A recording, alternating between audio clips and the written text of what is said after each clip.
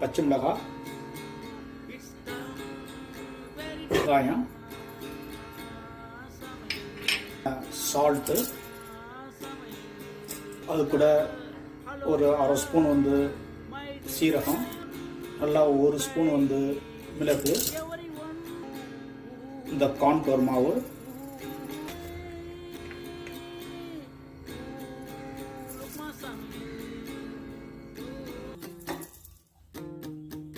Add பண்ணி இதில் இந்த முட்டையை உடச்சி ஊற்றிக்கிங்க.